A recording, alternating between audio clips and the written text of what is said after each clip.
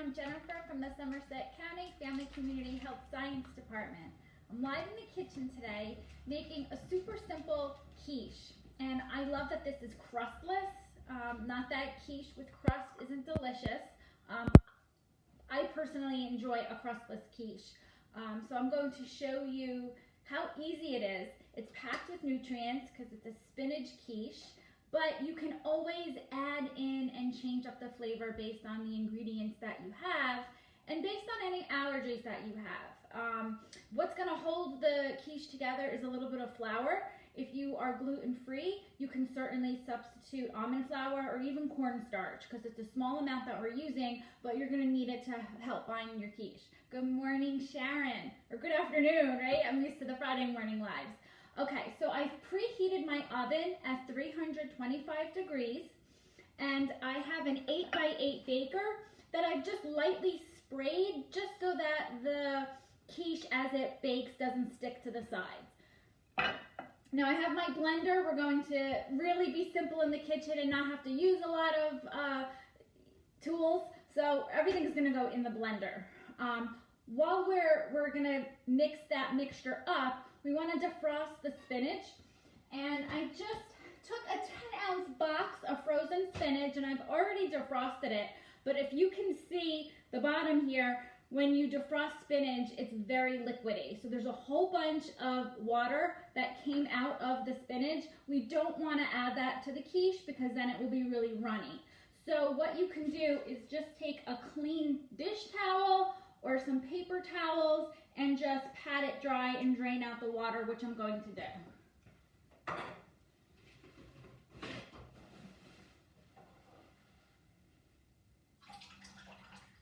There's actually quite a lot of water in a little 10-ounce box of spinach. Probably about a cup of water.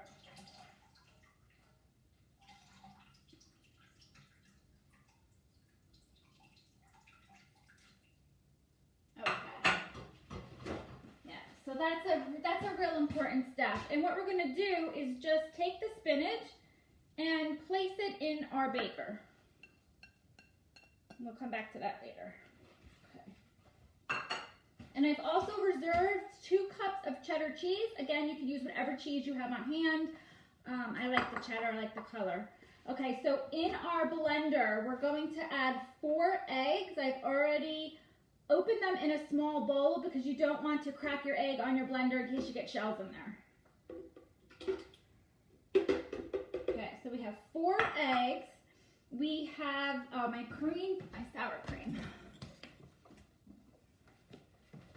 Okay, so this is going to be packed with protein. We're using cottage cheese. I don't know if you've ever baked with cottage cheese or used it in a quiche.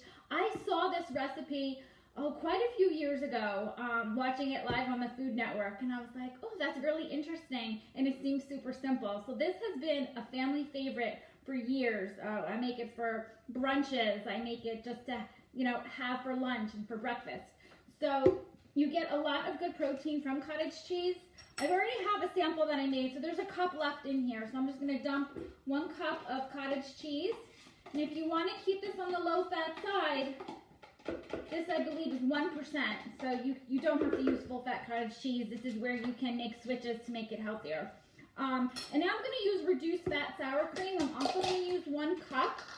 You can also substitute plain Greek yogurt. That will still give it the tang, because you want the tang from the sour cream or from the Greek yogurt. So that's 1 cup of sour cream also going in there.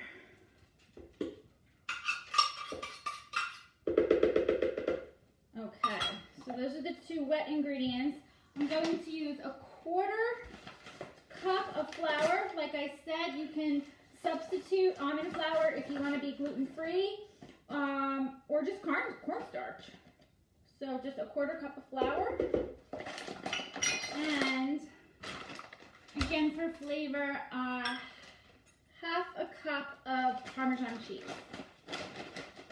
This is the go-to in my kitchen.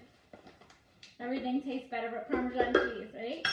And then we're going to add 1 teaspoon of salt.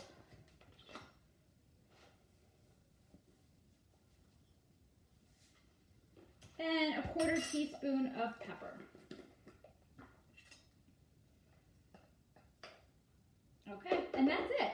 Everything gets blended until it's well combined.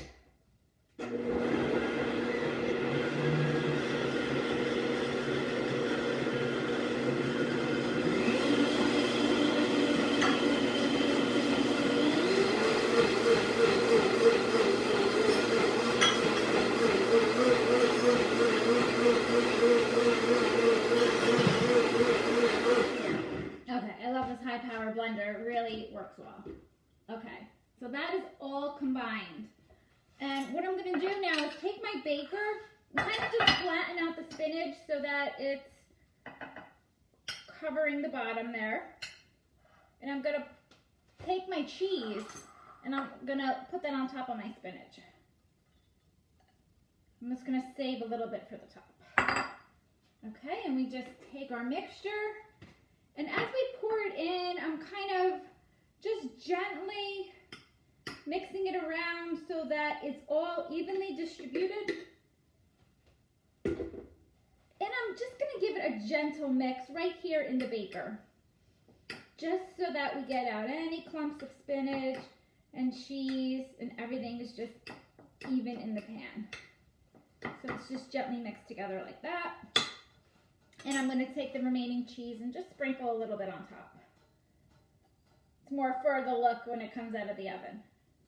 And there we go. That's how simple quiche is. You don't even need a mixing bowl. You just dump all your wet ingredients in the blender, put your spinach and your cheese in your baker, mix it all together. Now we're going to put it in the oven for about 50 to 55 minutes. You can know that it's done when your quiche is no longer jiggling around and you'll have a golden brown topping on top. So this is 325.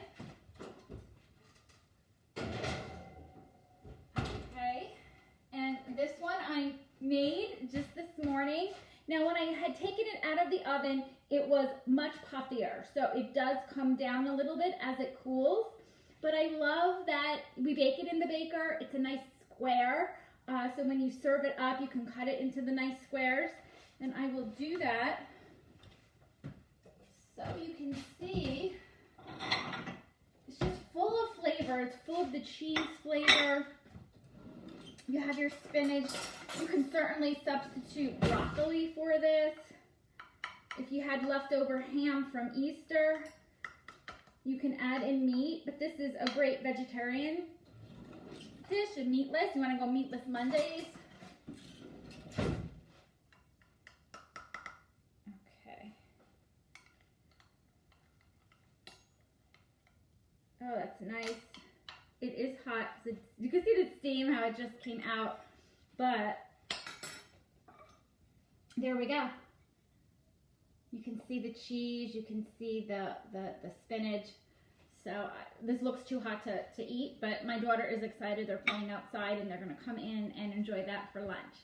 So I will post the recipe in the comments below and try this out. Enjoy it. Let us know how you like the crustless spinach and cheese quiche. Have a great day.